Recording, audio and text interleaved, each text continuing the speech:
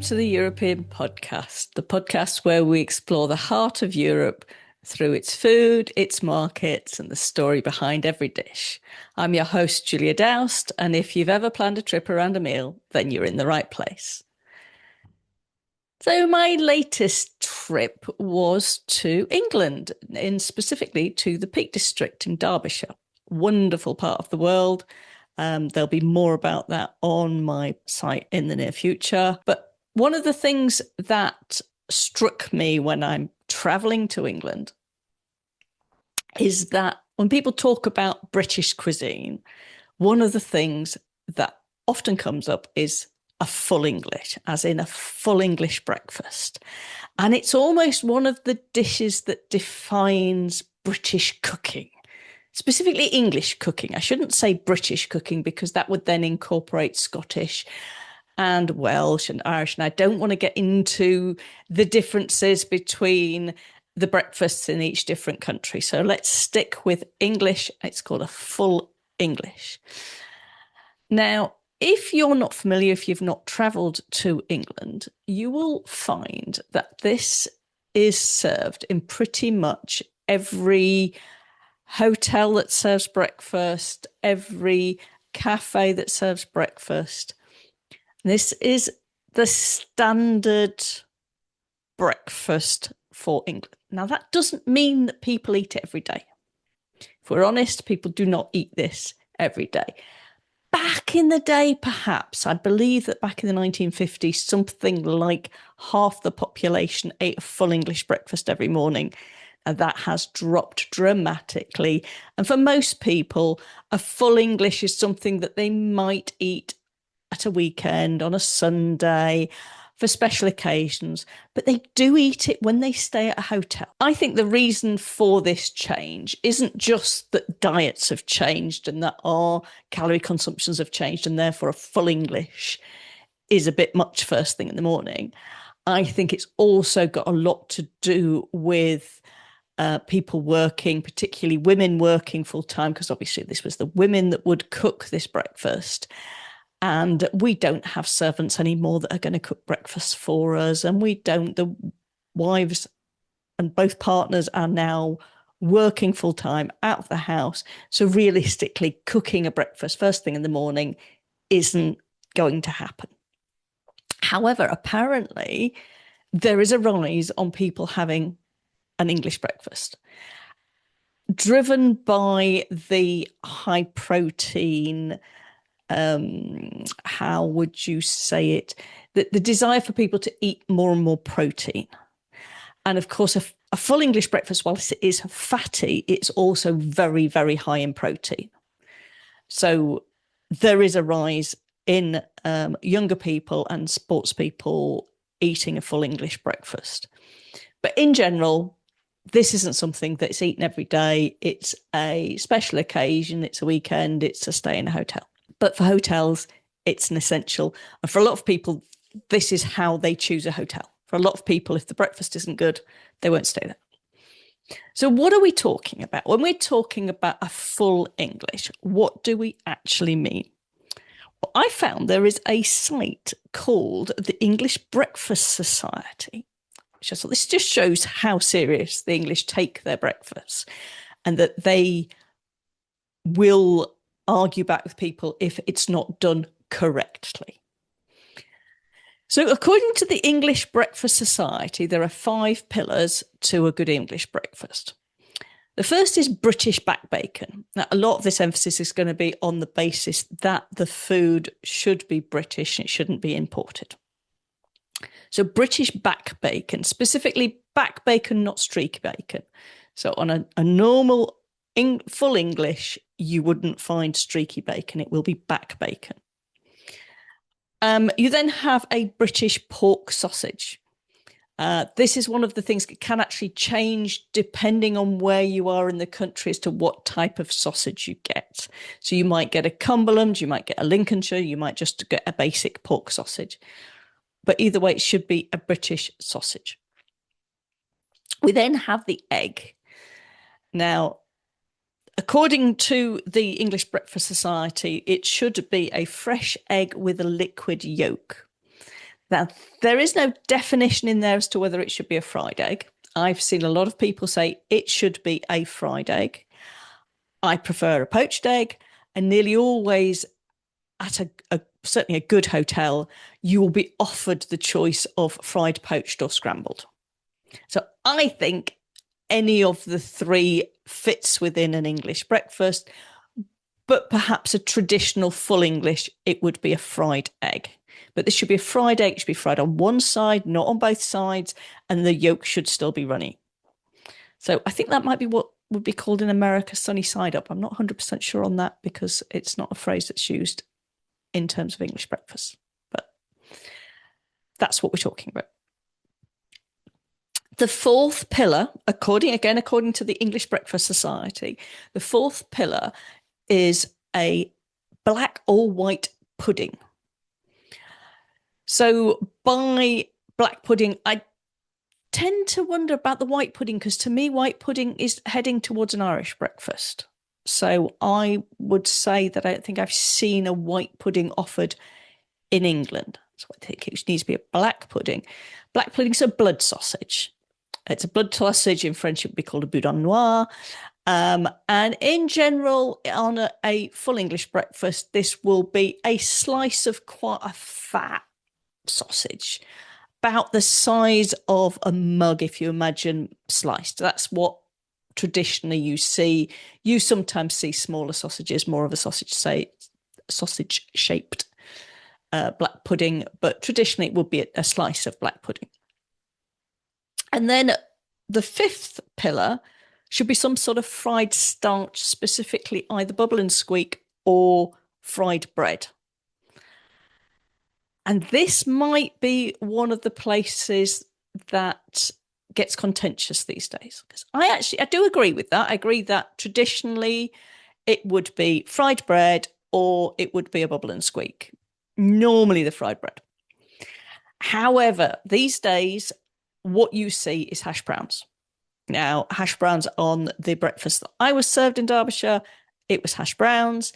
That's what I've tended to see elsewhere in England in the last 10, 15, maybe 20 years. It's been hash brown. Before that, it wasn't. So this is a modern change, but I'm not necessarily against it. I think one of the reasons for the change is the fact that breakfast and a full English is now something that's served in a restaurant or a cafe rather than being cooked at home. And when you're cooking a full English for a large number of people, hash browns is one of the easiest way to put that starch on the plate. It's quick, it's easy. They're generally brought in. It's pretty rare to find a hash brown that's been a homemade hash brown. They're bought in. They're these. I don't love them on an English breakfast, but I can see that from a hotel's point of view, it's the easiest way to get the fried starch onto the plate when you're cooking for a large number of people. And for a lot of people, it's one of their favourite elements of the breakfast. So I think now it's become so popular, it would be difficult for people to avoid it. That being said, when I posted a picture of my English breakfast, in fact, I posted 2 pictures of English breakfast on Threads, the one remark that kept coming up again and again was there is no place for hash browns on a full English. So clearly it does get people upset. I think if you don't want to eat it, just don't eat it, or you ask for it to be avoided. You just say, I don't want the hash browns, and that's fair enough. I think fried bread would be nicer. And bubble and squeak would be even nicer than that. Bubble and squeak, by the way, if you don't know, bubble and squeak, it's a mashup leftover potatoes, leftover cabbage, leftover onions, sort of all mashed together and fried. So it fits in with the using up leftovers, and it provides a starch for the breakfast. In terms of the modern going for an English breakfast because it's a high protein meal, then just skipping it altogether seems to make more sense. So they are the 5 pillars according to the English Breakfast Society. They miss off 3 important factors for me. The first factor would be grilled tomato. Now, I don't think there'd be much contentious in me saying that there should be some element of tomato on the plate. Usually it's a sliced grilled fresh tomato. Sometimes it's a tomato from a can of stewed tomato, but it should be part of the dish. I'm not a great fan of the stewed tomatoes. I did have a fantastic grilled tomato in Derbyshire. I'll talk about that in a minute. So I think that it can be amazing when it's done properly, but it should be part of this is what an English breakfast looks like. So tomato. The second element that's missing is mushrooms. And I don't think there's any contention about this. And I'm not quite sure why the English Breakfast Society felt the need to miss this out. I don't know if they have something against vegetables, but mushrooms are an essential element of a full English, whether that be chopped mushrooms fried or whether that be whole field mushrooms, doesn't really matter as long as there is some element of mushrooms on the plate. And then the last one, which again will cause contention. The last one is baked beans. Now, to my mind, it's not a full English if it hasn't got baked beans on the plate, because I like baked beans. But for a lot of people, baked beans don't belong. And one thing that I noticed in both the full English that I posted that I ate in Derbyshire, both served the baked beans inside a bowl or a ramekin put on the plate. So you could just take off the bowl. Now that again upsets people because they say the beans shouldn't, you have to release the beans. The beans shouldn't be inside a container. The beans should be on the plate. The whole point is that the beans mix in with the meat and then you've got the juices and it provides the sauce. From a hospitality professional, I can totally understand why the beans are in a bowl, because it makes it so much easier in the kitchen. All the beans can be there, they can be kept warm, and you just put one on a plate and you don't have to worry about presentation or anything. They're done, they're easy, and then you can just pour them off if you don't want to. From a customer point of view, I would rather they are not in a bowl, but I can just pour them off. So that's fine. I can deal with that. Whether baked beans should be on there in the first place, I would imagine that originally, so we have to go back to the origins of the English breakfast. So the full English breakfast, there's two different stories as to where the full English breakfast comes from. One is that it's a farmer's meal. It's a meal that the farmers would eat because the farmers would get up at dawn, they'd do quite a lot of work, and then the farmer's wife would prepare a meal to break the fast that would be a big substantial meal. And it would be sausages and eggs and bacon and things like that. And that I can well believe that farmers did need a decent sized meal, probably at some point mid-morning. The second possibility is that actually this became popular in Victorian and Edwardian gentlemen's houses, particularly in the country houses, and that they would have a full spread with all the bacon and sausages and eggs. And they would also have on top of that things like kedgeree, so a mix of kippers and rice, and various other things on a sort of big hot buffet. And this would be the country house breakfast. But obviously that would be prepared by servants. This is not a wife cooking this. This would be servants. So whichever one of those you believe, the truth is that by the time we get to the 1950s, what we think of as an English breakfast, or full English, or even it could be referred to as a fry-up, has pretty closely been defined in terms of what should be on that plate. In terms of your sausage, your bacon, your black pudding, in terms of the egg, in terms of some sort of starch, and then, as I say, the other components, so your tomatoes, your mushrooms, and then the beans. I imagine the beans probably came in around about that time, and there weren't necessarily in the form of a baked bean present on a farmer's plate or on a gentleman's plate. But I can believe that farmers may have had some sort of leguminous stew or something that was on the go anyway. So I think maybe there's a combination of the two. But baked beans is basically it's a processed food, it's convenience food. Everybody had it in the kitchen, and putting a few beans onto a plate is easy. So I think it's probably a combination of the two. I like baked beans, so I'm happy. All of this obviously should be accompanied by two things traditionally: toast with butter and tea. Cup of tea, English breakfast tea as it's referred to these days, or Yorkshire tea as I would call it, or builder's tea, in fact, I'd probably call it. These days, a lot of people are drinking coffee instead. So it doesn't make it not an English breakfast because it's not got tea. That's not, when we talk about a full English, it's what's on this plate which matters. So my trip to Derbyshire, so if you don't know Derbyshire, it's in the middle of England. If you look at England, it sort of runs quite a long, thin county that runs down the middle. And the Peak District is at the northern end of that county.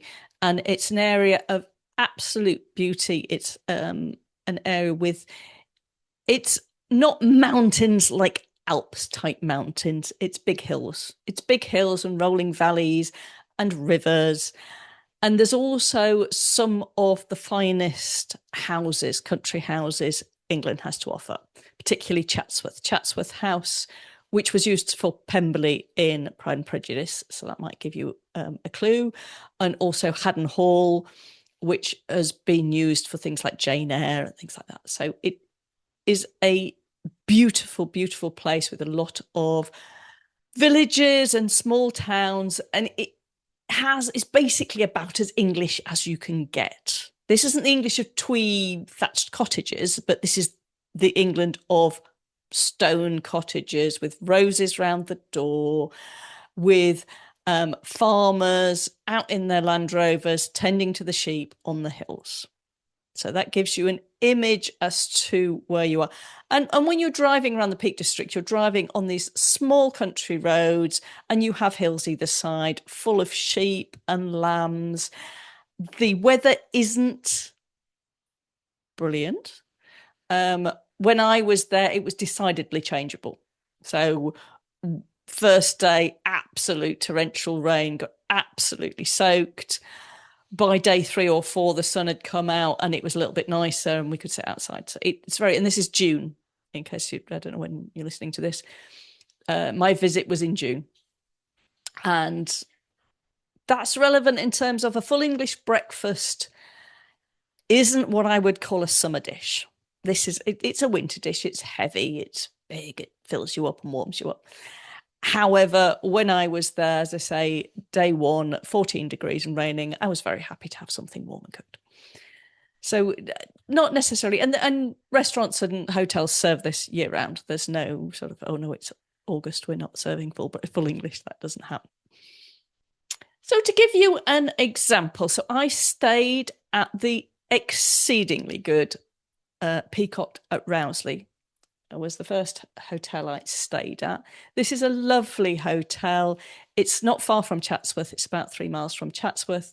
It used to be, it's an old hotel that was built in 1652, been a hotel since 1832, and is just the charm of an English country hotel. If you want England, you want an absolute picture of what England really is like and the best of what England has to offer, then the Peacock at Rowsley. And their breakfast menu, I'll read you. So full English breakfast, they have sausage, bacon, mushroom, tomato, black pudding, and your choice of eggs. So you'll see there from our 5 pillars, there is the bacon, there is the sausage, there is the black pudding, there is the choice of eggs. they don't actually have a starch on the plate. So they've got 4 of the 5 pillars, and then they've got, as I say, the other 2 that I think are essential, the mushroom and the tomato. No beans and no hash browns. This is a lovely breakfast, and all the food at Roseley is at the Peacock is lovely. Just what English cooking is about. I then went to stay at another hotel, and I'm debating now. You see, do I tell you the name of the hotel? Because the hotel's great. Right? The hotel was lovely. I would totally stay there again. Yeah, no, I need to be honest. That's what I do. Right. So the Buxton Crescent is a beautiful Georgian crescent building that has a traditional spa. When I say traditional spa, Buxton is a spa town. They have a natural water spring, which is one of the best waters you can get in England. You can buy just bottles of water. It's quite often Buxton water because it's some of the best water in England. And there's been a spa there since the Roman times. And Buxton Crescent, the building itself, which is just like in Bath, it's a big Georgian crescent building. And that was where the original baths were. And it's a stunning building. It's all been renovated. And the spa itself, you can actually bathe in the traditional spa with a stained glass roof over, and you're bathing in Buxton water. So it's drained every night, refilled. It's got no chlorine or anything in it. It's just the pure mineral water. So this hotel is lovely. 5-star, full luxury, run by Champneys now. It's just changed hands to be a Champneys hotel. But their breakfast was disappointing. And it's quite difficult to pinpoint why, in terms of the fact that the 5 pillars were on the plate. If you count the 5 pillars we've just talked about, plus the other 3 additional pillars, they were all on the plate.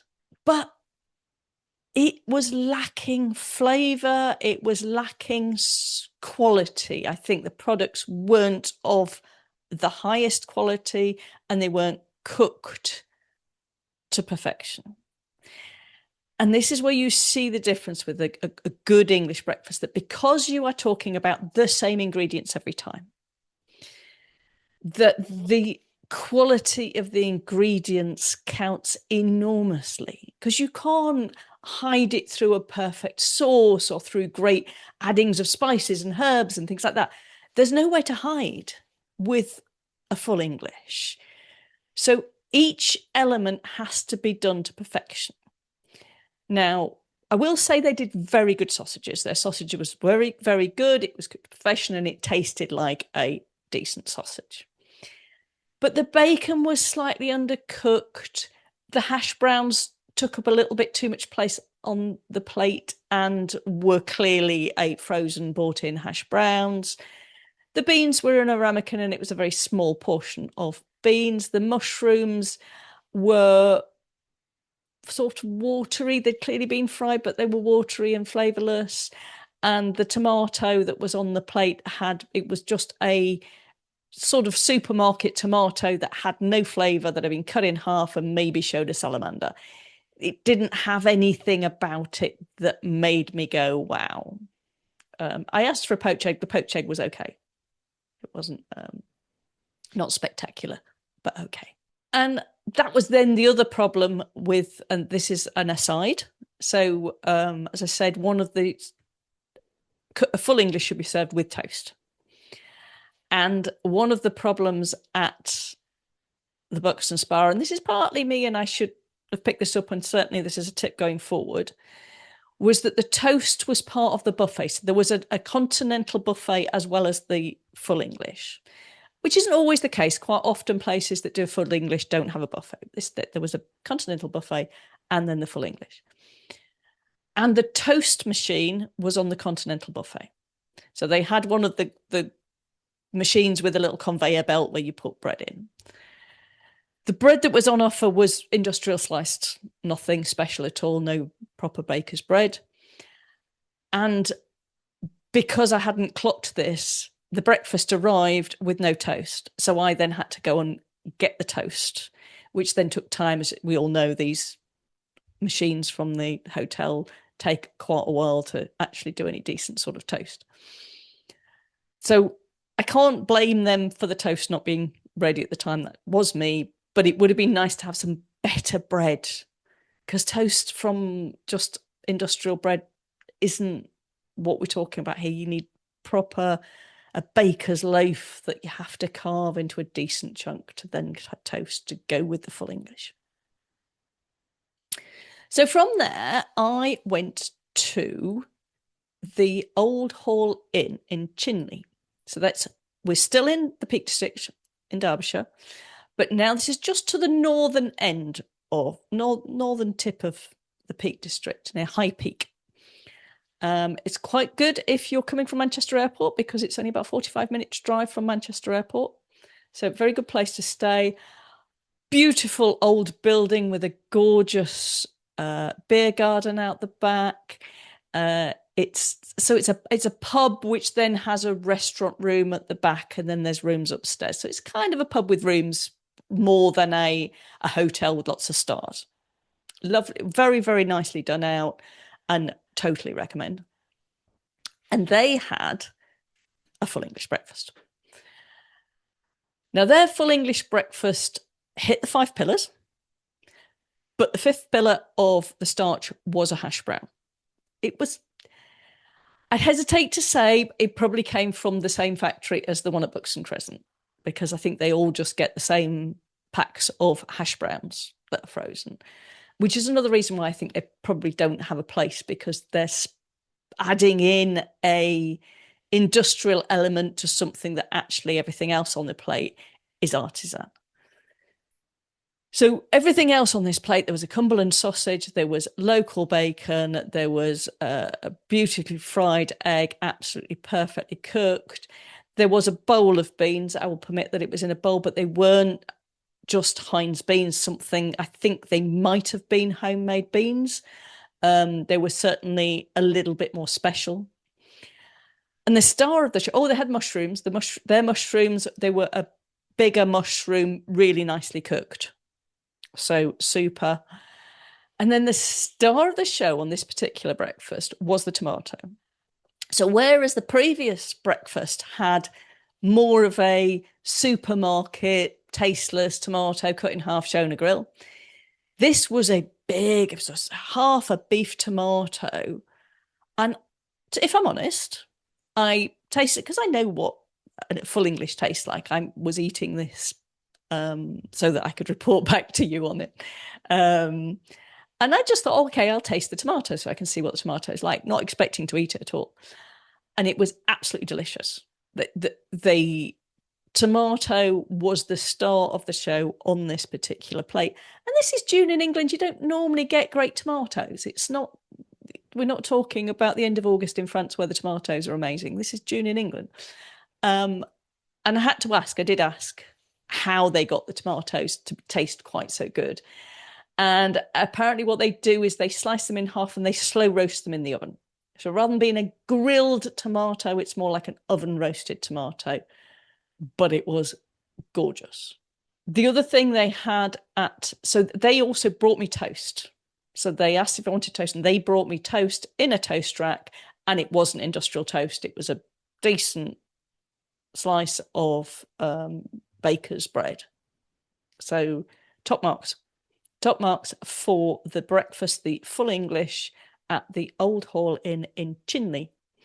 They do have a little bit of a buffet as well. They had a what they call the old kitchen. You go into the old kitchen and they've got cereal and they've got a little bit of a few pastries and things like that in there, and some orange juice and things you can help yourself to. And a little bit of fruit salad. They had some fruit salad in there as well. And things like they nearly always have granola and yogurt and things as well, so that you can help yourself. And that's quite good, because when you get there, you order your full English, it's obviously going to take time to cook, so you can eat something while you're waiting. The Old Hall Inn did ask for a pre-order. That does happen sometimes. Some places, particularly smaller places, if the kitchen, bed and breakfast type places where they maybe only have 5 or 6 rooms, they will ask you in advance what you need, what you want for breakfast, so that they can cook up the sausages in advance and they can cook the bacon in advance, and then they're not wasting. And it makes total sense because you're going to get your breakfast quicker and they're not going to waste anything. So if you are staying somewhere smaller, do let them know in advance what type of full English that you're looking for so that they can make sure that you get it. So one other thing I would like to mention, so back to the Peacock at Roseley. So obviously they've got their full English option. And on their breakfast menu, so it's again quite common if you're in a hotel of any decent size, there'll be a menu. So there'll be the full English option, and it's nearly always just called a full English breakfast. The good places these days will also have a vegetarian option. So the vegetarian option, for example, in the Peacock is smashed avocado, poached eggs, tomato and toast. I think some places do a more sort of fake meat option where you get a vegetarian sausage and things like that. But it's common now for people to know that a vegetarian breakfast is needed. The other option that they had at the Peacock was something called a peacock muffin. Now, I had the peacock muffin, and it was very nice indeed. So peacock muffin is a toasted muffin with a sausage patty, tomato chutney, cheese, and a fried egg. Now, when this comes, it looks like the McDonald's breakfast muffin that they used to do. Not sure I've ever even eaten one, and I don't know if they still do them. But I have seen pictures of McDonald's breakfast muffin. And if you can imagine that, you know roughly what we're looking at. It's sort of a burger shape with the meat inside. This was delicious. This had it was a million miles away from McDonald's. It's just the image so that you can get an idea as to what this looked like. And so the sausage patty was basically like a sausage meat that had then been flattened out into like a burger shape, but it was very clearly a sausage. It wasn't a burger. And then the tomato chutney was a layer underneath it, and then the cheese was on top of it with a perfectly cooked, looked to me like a homemade muffin. So when I say muffin, I'm talking about an English muffin. I'm not talking about like a chocolate muffin, obviously. So an English muffin looked to me like it hadn't been bought in, that it was a proper made muffin. And that made for a very good breakfast because it wasn't quite as heavy as the full English, and yet gave you that cooked element, and very, very nicely done. The other thing they offered, which I didn't try, but is quite a common offering, was a muffin with hollandaise, poached egg, smoked salmon. So basically an eggs Benedict, and that's reasonably common in hotels. I wouldn't expect to see it in the smaller places or more like the pubs, because making a poached egg and a proper hollandaise and things is technical. And so if I saw a eggs Benedict on a cheaper end of the scale, I would be very suspicious. I would assume it was a bought-in sauce and I wouldn't bother. But I would buy it in a good hotel. I would certainly go for that. Speaking of cheaper end of the scale, actually, some of the best breakfasts you can get are on the cheaper end of the scale. There's cafes that used to be called, and probably still are called, greasy spoon cafes. So these are the kind of places that your workmen would go into and get a bacon sandwich or bacon butty or a sausage butty early in the morning, and they will sell a full cooked English breakfast. And they can be some of the best breakfasts you'll find. And they tend to be much more generous in terms of portion, much bigger than you'll get. One of the things that people commented on my photos of these breakfasts was that they were too small. They were like a child's portion because there's only 2 pieces of bacon and two sausages. And the greasy spoon breakfast is going to be much bigger. It's going to be a proper big plateful that's going to fill you up for the whole day. And they can be genuinely some of the best value food you can get. And if you're looking for cheapish food to fill you up in England, then go to a cafe type place and order an English breakfast. But when I say cafe, I don't mean the type of place that's serving you matcha and cappuccinos. I mean a proper. If you wouldn't imagine a workman going in there, then that's not the type of place I'm talking about. I'm talking about the type of place that a workman or woman and a lorry driver and things like that. Some of the truck stops do some amazing breakfasts. So you could probably get some of the best English breakfasts, full English, from that type of place. But it's, I think, fair to choose a hotel in England based on how good their breakfast is. But that doesn't mean that I won't stay somewhere where the breakfast isn't great. I just won't order the full English again. That would be my way forward. The other thing, personally, I wouldn't do is order a full English outside of England. So quite often you will see them on offer on the Costa del Sol in Spain, for example, where they got a lot of British tourists and they'll advertise full English. I would not touch that with a barge pole. Full English, sticking back to the 5 pillars, it should be British produce, it should be British sausages, British bacon. And I think that can only really be properly sourced in Britain, and therefore for an English breakfast in England, because if it were in Scotland, it would be a Scottish breakfast. So I think that just about rounds up our episode on English breakfast. If you are planning on going to Derbyshire, as I say, all 3 of the places that I stayed, I would totally recommend. There'll be links down below. There'll also be reviews on my website. And Derbyshire itself, beautiful country, so much to see. The walks in the area, if you like walking, then the Peak District is just a perfect place to go. Less crowded than the Lake District. I'm not saying there's no crowds anywhere. It does get busy in the summer holidays, but it's less crowded than the Lake District. The people are just so kind, so lovely. Everybody was just adorable. So it would really, I think it really does showcase the best of England. So if you want something that's England, I would say skip the Cotswolds, go to Derbyshire. And that's the end of episode 10 of this podcast. So I've made it to episode 10, which is brilliant. So I called this first season Eating Europe. I have actually since been talking about drinking as well. I've had a couple of episodes about wine in Porto and Burgundy wine.